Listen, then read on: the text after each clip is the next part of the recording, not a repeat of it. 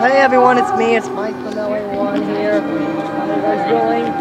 And there you see the animation stuff is back. Another showing go on. And today I'm gonna finally review the Animation Academy. Here we go. Which believe it or not, will be a blind review because I have no idea who they're drawing. There's the doors. Now let's go inside.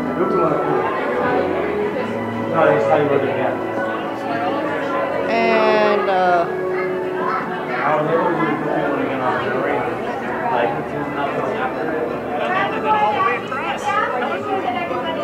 I am, yes. Excellent. I've been practicing. Down the stairs and move all the way into your far right hand side, all the way down to the last beautiful drawing board. I know. That's what I want to do when they're here. Once again, our top row is reserved for party staff meals or special assistants only. So if you do not have those for your party, please come down at least one more row. Once again, move all the way into the last beautiful drawing board. Over here to the right, you'll find your stack of paper. We ask that you start handing that out to your row. Please make sure you take only one sheet of paper per person. It's all you're going to need. We do want to make sure that everyone in the row gets a sheet of paper. So once again, one sheet of paper per person only. Ask that we'll stack all the way down to the last person. I don't think in it each is. row. I think I. And if Oh, you do have what do you know it extra is? papers, just place them off to the side over here in the opposite end. So hand them directly off to Byron. He's going to be collecting them for you. Byron is going to be hanging out with us. If your pencil happens to break, make sure you raise your hand and let him know. If you do need to leave at any time during our class, your exit is through the large double doors at the top of the stairs, the opposite way that you came in. And also, while you're getting settled in, take a quick moment to silence anything that might make noise and disrupt the class, like a cell phone or walkie-talkie or something like that. Well, my name is Courtney. I'm here to teach you how to draw a portrait of Winnie the Pooh. We're going to be using a method of art called a rough sketch in order to do that. And that's actually going to explain a few things about how this class works. It'll explain why your pencils do not have erasers and why you only need one sheet of paper. We won't be erasing anything. You don't erase while you rough sketch. We also try not to stop and start over. That kind of hinders the creative process. It can get a little bit stressful. And also, we only have a certain amount of time to draw within. If you stop and start over, you may miss a step, and it's very difficult for us to go back over steps that we've already covered. So basically what we're going to do is we'll just start everything off very, very lightly. We'll darken in the stuff that we want to keep as we go along. And hopefully by the end, we'll have a cute little portrait of Winnie the Pooh on our paper.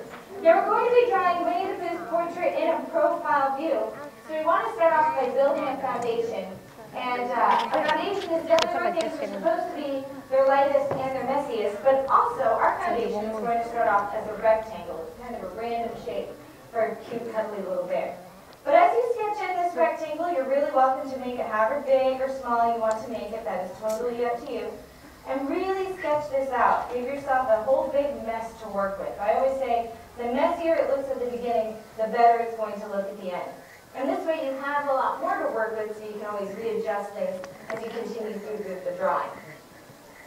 So once you have that basic rectangle in place, we're going to add in construction lines, which are basically just two lines that go across from left to right. And they break this rectangle into three fairly equal pieces. We just get them as close to the same size as we can.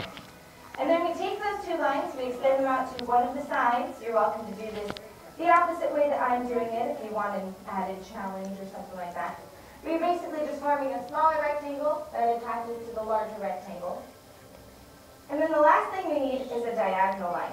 Now that diagonal line is going to start in the middle of this small line right here, and then it'll cut through about the top center of our rectangle. So we're just cutting off that top left corner right up there.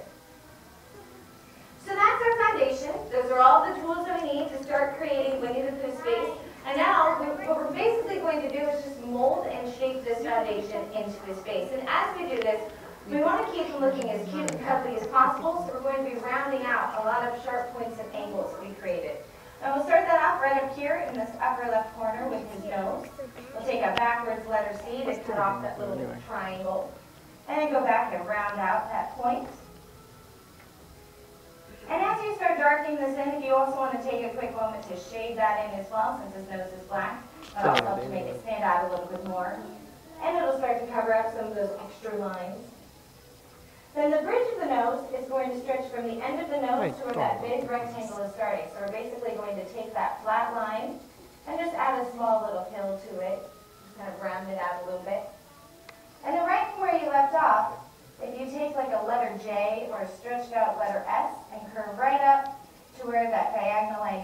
in and inside of that big rectangle just a little bit. That'll help us create the forehead. Now we're going to take that diagonal line, we're going to shape the top of his head out of it. We don't want it to slope up so straight like that. We do want it to look a little bit softer. So we'll start right where we left off.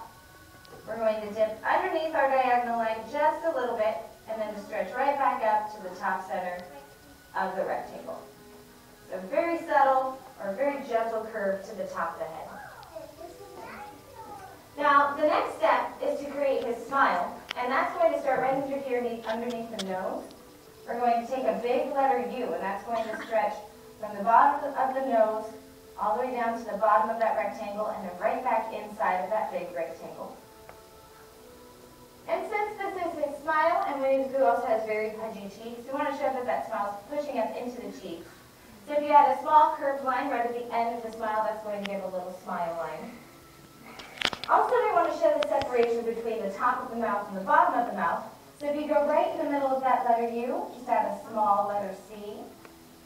That'll show that separation. And then also, just right at the end of that letter C, take a stretched out curved line, stretch it down to that bottom left corner, and that'll finish up the neck and chin area. We want to keep his face looking as pudgy as possible, so we just kind of blend the two into one.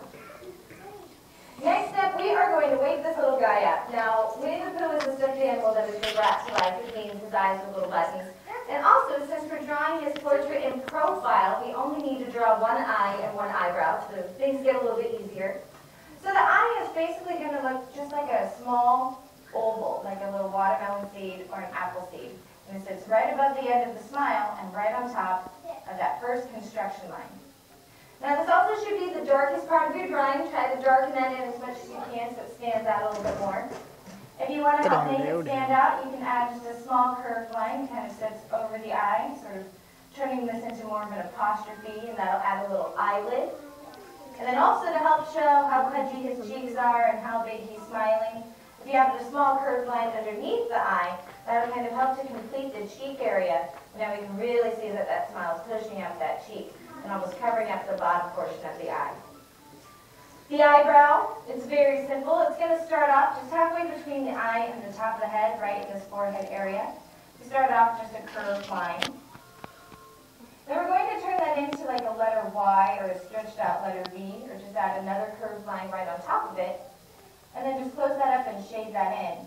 And basically the eyebrow just gets a little bit thicker towards the forehead and then a little bit thinner around the eye.